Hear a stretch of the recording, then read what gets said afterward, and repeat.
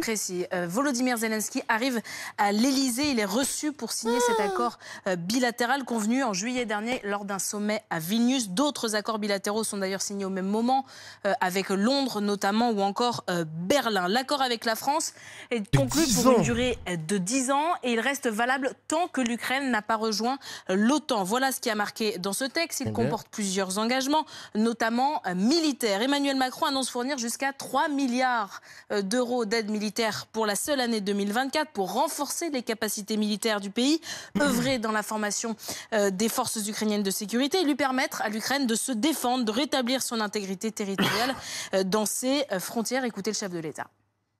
Cette aide a pour objectif de continuer de fournir à l'Ukraine les moyens de défendre dans la durée sa souveraineté et son intégrité territoriale.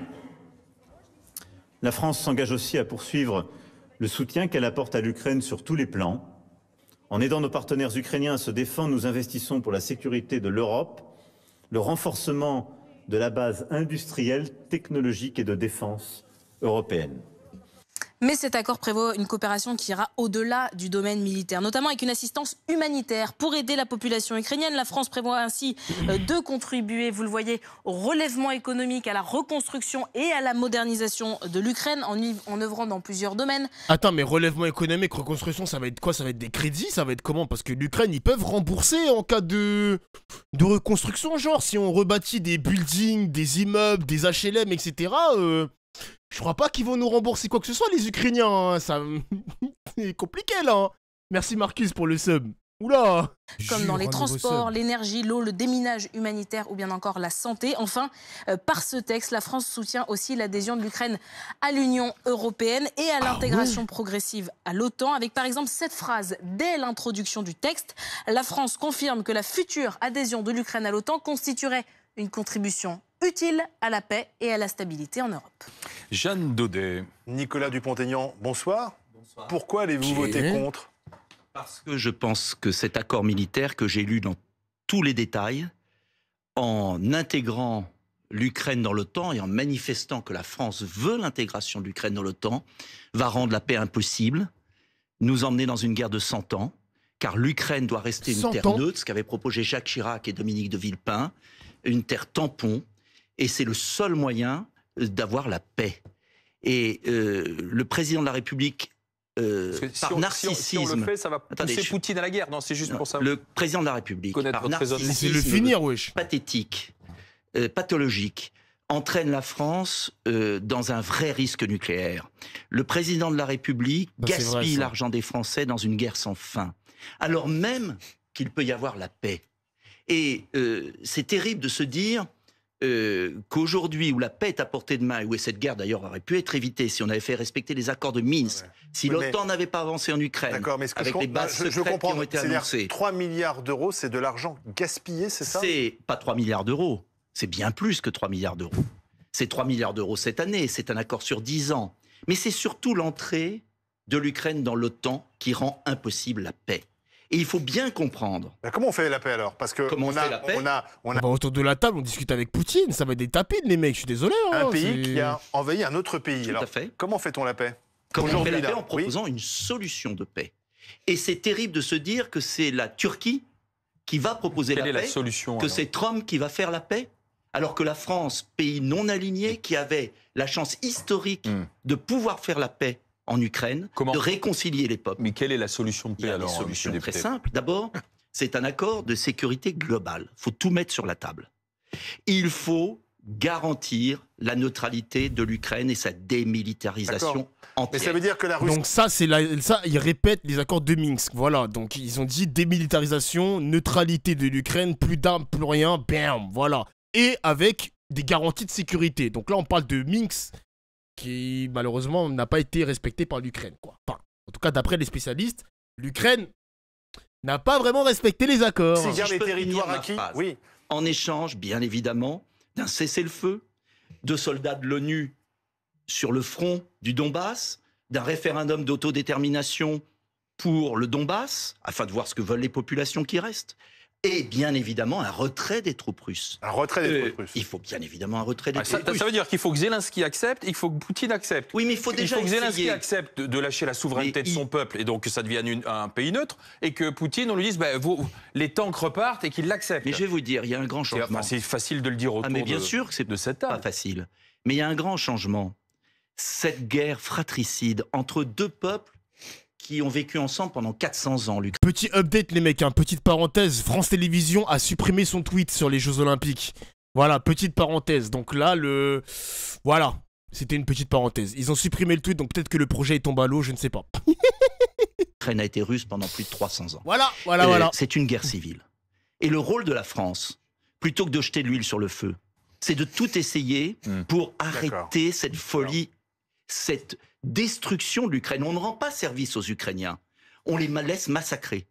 Et les deux peuples, les deux pays sont épuisés par cette guerre. Donc c'est le moment, c'est ce que le pape a dit, c'est le moment. Oui, c'est le moment d'avoir une initiative de paix. C'est le moment de tout essayer. Et la France doit mener cette initiative. Au lieu de jeter de l'huile sur le feu et de risquer un engrenage nucléaire. D'accord. Donc c'est ça l'enjeu. Bien sûr que c'est pas facile. Donc vous dites aujourd'hui, il y a un plan B, et ce plan B, c'est la paix qu'on peut obtenir aujourd'hui. Pour ce plan B, alors ça, on bien l'entend évidemment. On l'entend de la bouche. Pardon, parce que vous avez parlé du narcissisme du président de la République. Même pas drôle. Mais je voudrais savoir, du coup, qui vous inquiète le plus aujourd'hui, Poutine ou le président Macron? Les deux. À égalité. Les trois. Le 3, c'est Zelensky. D'accord. Les trois. Ah, Zelensky. Bah c'est vrai que Zelensky aussi, on peut le mettre dans le panier. Zelensky, Poutine et Macron mettent en danger le monde. Sur le même plan. Le trio, quoi. Et d'ailleurs, je suis pas le seul à le dire, les Espagnols, les Anglais, les Allemands, le chancelier allemand sont inquiets. Non mais le chancelier Scholz n'a pas mis Macron et Poutine sur le même plan. L'image de la France dans le monde est en chute libre. Parce que la France de De Gaulle, la France de Chirac, était une France qui n'a pas été dans la folie irakienne. Tous ceux qui appellent à la guerre, là, ce sont ceux qui voulaient qu'on aille en Irak. Heureusement que Jacques Chirac... Le gaulliste que vous êtes, mettez Emmanuel Macron et Vladimir Poutine et Volodymyr Zelensky sur le même plan. Par les récentes déclarations, oui. Bah là, sur les récentes déclarations, on est obligé de les mettre sur les mêmes plans. Là, il a pas tort, Nicolas Dupont-Aignan. Je suis désolé, les journalistes, mais... Les dernières déclarations de Macron, c'est pas tout beau tout rose, quoi. Donc bon, ça nous précipite vers la guerre, excusez-moi. Il met en danger les Français. Et moi, je suis chargé des Français. Il met en danger, et je dis qu'on met en danger les Français. On met en danger. Et les Français n'ont pas envie d'avoir une cible. des Français de l'Essonne. Enfin, pardon, des monsieur Français, je suis député de la Nation. Oui, bien sûr. Alain Duhamel. Et pas de Zelensky et pas des Ukrainiens. Ce plan de paix, alors, Nicolas Dupont-Aignan n'est pas le seul à dire qu'il est temps de faire la paix. J'ai vu le truc de Medvedev. Aussi les Insoumis. Est-ce que c'est pourquoi ce plan de paix n'est pas abordé aujourd'hui par Gabriel Attal? Il n'a pas parlé de paix, Gabriel Attal. Il a dit il faut soutenir... Attends, on va laisser Alain Duhamel parler. Moi, c'est que monsieur Dupont-Aignan qui m'intéresse. Tac. Il va répondre. Une seconde, c'est accepter effectivement un génocide. Vous dites non au crime de guerre, à la torture Si, bien sûr, c'est atroce. Et des deux côtés, il y a eu des crimes de guerre. Mais si on déclare la guerre, la France... Attendez, c'est une affaire trop sérieuse. Si on déclare la guerre à tous les régimes épouvantables, l'Arabie Saoudite qui a découpé en morceaux un journaliste, pourquoi on a des relations avec l'Arabie Saoudite? Le Yémen, pourquoi on a des relations, malheureusement, avec beaucoup de pays qui ont commis des difficultés, des atrocités? Moi, je n'ai aucune sympathie pour le régime de Poutine, ni pour celui de Zelensky, ni pour celui de Tchèque, machin et tout. Simplement, je dis une chose, c'est que si on commence à déclarer la guerre à tous, les massacres qu'il y a eu en Irak par l'armée américaine, des centaines de milliers de morts, Monsieur Tenzer, qui était le président de la fondation Aspen, néoconservatrice américaine en France. Non, c'était pas cela du tout. Si vous avez été président, oui, donc vous avez le discours des néoconservateurs américains. C'est pas une fondation néoconservatrice. C'est pas pendant tant d'années. Ça le démasque. Ça c'est pas grave. Bon, en attendant, ça le démasque là. Je trouve ça un peu facile. Moi, vous savez, je n'ai aucune sympathie pour le régime de Poutine. Aucune. Ah oui, mais enfin, vous mettez le président Macron au même plan quand même. Je dis que le président Macron, par irresponsabilité, par manque de vision... C'est de crime de guerre et le chef d'une nation démocratique. Non mais attendez... Vas-y, journaliste, il fait exprès de pas comprendre. Et Nicolas Dupont-Aignan, il sait très bien pourquoi il met Macron sur le même plan que Poutine. Vous faites semblant de pas comprendre, c'est pas possible. On déclare la guerre à la Chine. Les Ouïghours, c'est atroce. Bah ouais. Moi, je veux bien tout.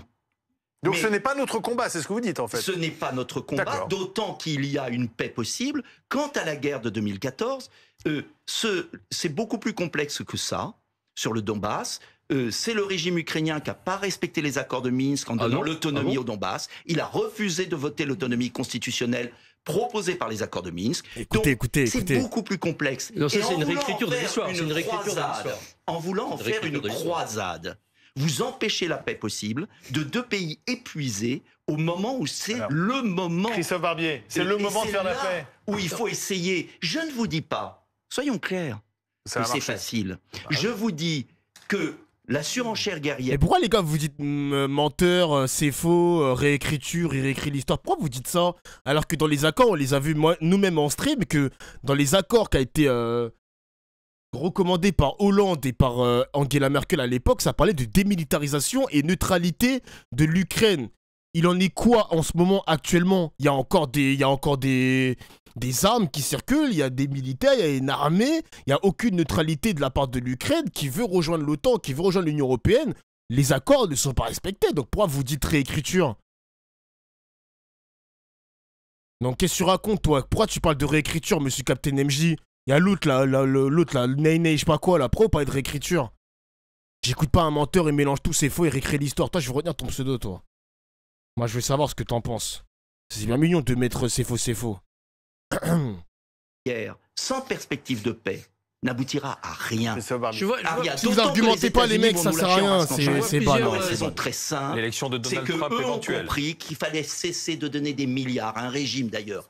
Ça répond plus bizarrement, bah ouais, je te jure. Qui a supprimé les élections, parlons des valeurs, et qui a des bataillons comme Azov avec la croix gammée et qui honore Bandera. Non, ça c'est du n'importe quoi. C'est pas du n'importe quoi. Israël le dit assez. Et c'est pourquoi Israël d'ailleurs a une position beaucoup plus neutre dans ce conflit. Netanyahou, c'est pas Israël. Méfiez-vous de la caricature qui nous entraîne. Vous avez raison, dans la guerre. pas de caricature. Je vois plusieurs faiblesses quand même dans votre raisonnement. La neutralité, mais si les pays baltes étaient neutres et pas membres de l'OTAN, ils seraient déjà remplis de chars russes depuis quelque temps. C'est l'appartenance à l'OTAN et pas la neutralité qui est le bouclier, qui est la protection. Même si du côté russe, ça peut être perçu évidemment comme une offensive, une avancée agressive de l'OTAN. Deuxièmement, vous voulez un référendum d'autodétermination du Donbass, mais compte tenu des mouvements de population, et on l'a vu lors du référendum. Non mais qu'est-ce que c'est que ce truc? Pourquoi il met en caps lock?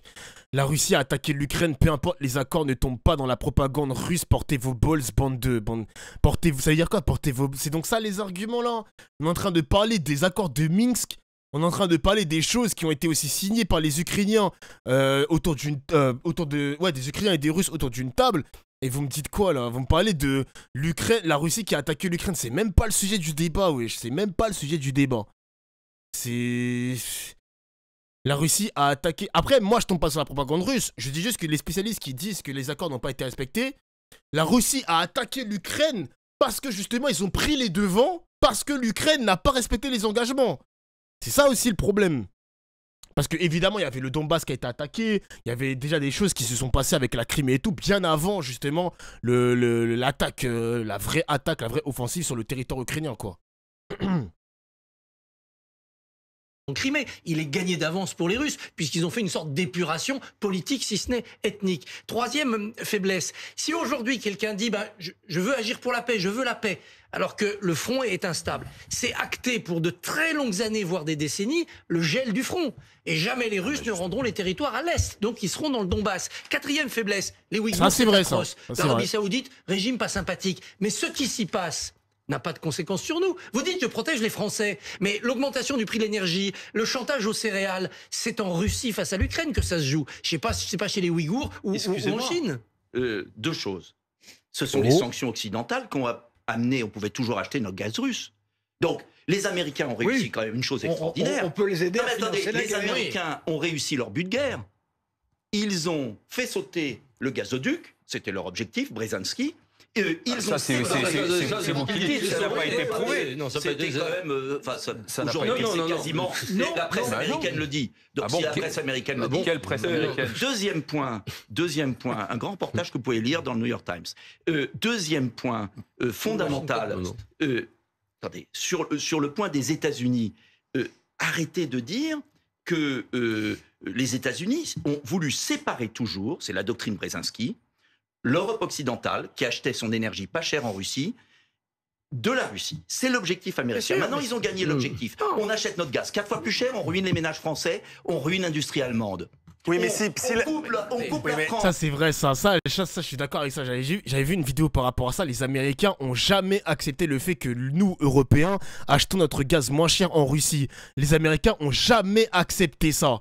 Ils ont jamais accepté ça et du coup, ils ont tout fait pour saboter, déstabiliser politiquement les pays de l'Europe de l'Est pour qu'ils évitent d'acheter du gaz russe. Ça, c'est vrai, ça. Il y a plein de vidéos qui l'attestent, les mecs. L'argument de Gabriel Attal, ça c'est réel. Tu vois, Atao, pour une fois que t'es d'accord sur quelque chose, monsieur Atao, pour une fois que t'es d'accord sur quelque chose. Les Américains, c'est les grands méchants de l'histoire aussi, les mecs, par rapport à ça. Hein.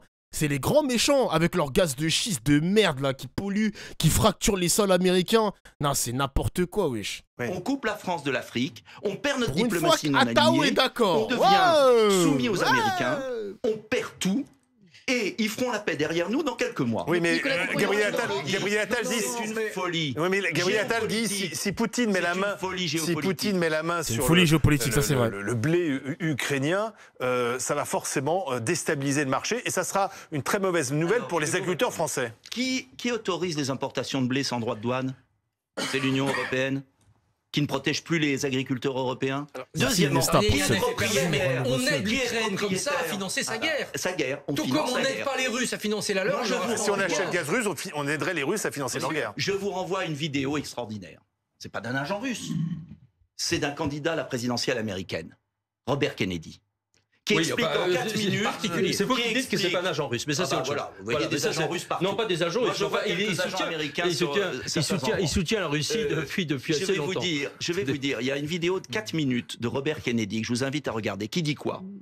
Les contribuables américains et européens auront versé 170 milliards d'euros pour acheter des armes américaines, pour laisser massacrer les Ukrainiens et les Russes d'ailleurs, qui s'entretuent, et ensuite pour que BlackRock achète des terres ukrainiennes pour exporter du blé et déstabiliser notre agriculture. Si c'est ça que vous voulez... C'est un complotisme de bas étage, excusez-moi. C'est Robert Kennedy...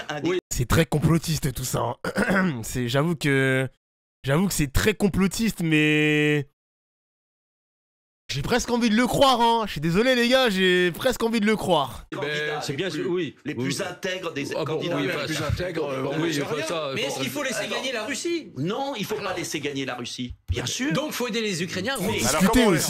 Comment vous allez les aider? BlackRock existe, Dofla, c'est pas un mythe. Mais j'ai jamais dit que BlackRock n'existait pas, je connais la société. BlackRock, l'une des plus grosses sociétés qui possède un large portefeuille d'actifs. Donc oui, je connais.